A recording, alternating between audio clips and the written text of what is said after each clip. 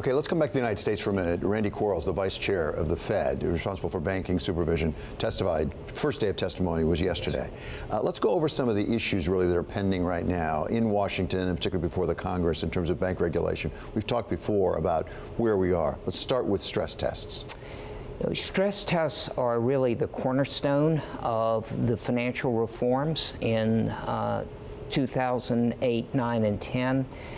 They have remained strong and vibrant. I think what the Vice Chairman has indicated is that it's time to rethink not the substance of stress testing, but rather the transparency which surrounds them. But beyond the transparency, there's an issue of leverage and whether that really is put on top of the stress test. Explain why that's so important, because he seems to be pulling back on it. Maxine Waters, likely the incoming chairman, didn't like the idea very much.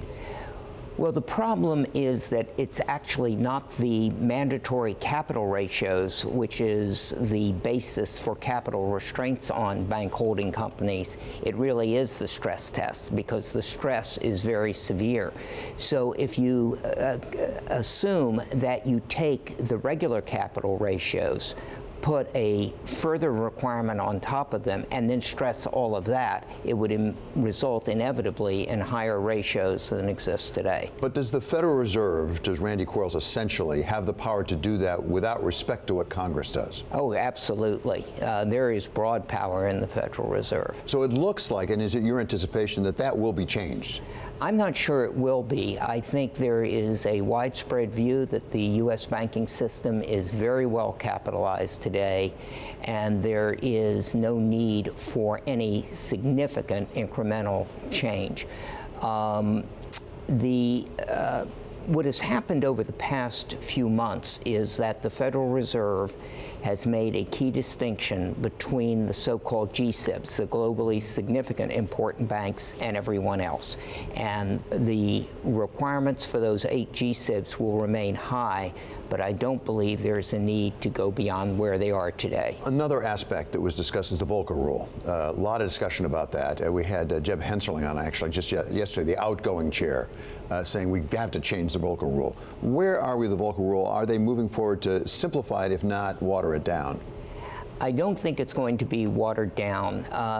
As we were just talking about Brexit, the banks assumed a hard Brexit.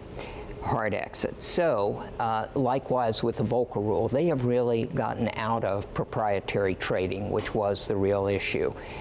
You can't just water it down. You're either in proprietary trading or you're not.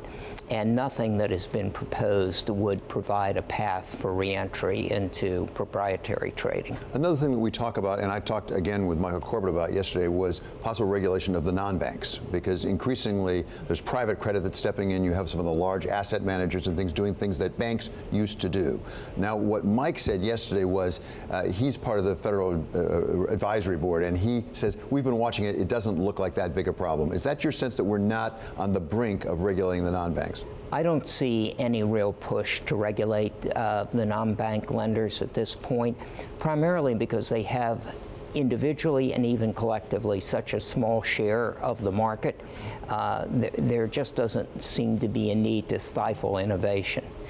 Raj, wrapping this all together, if you were advising a big bank, would you say it is time to take on more risk, or you want to pare back risk, or where you guys are at is good to go, don't move?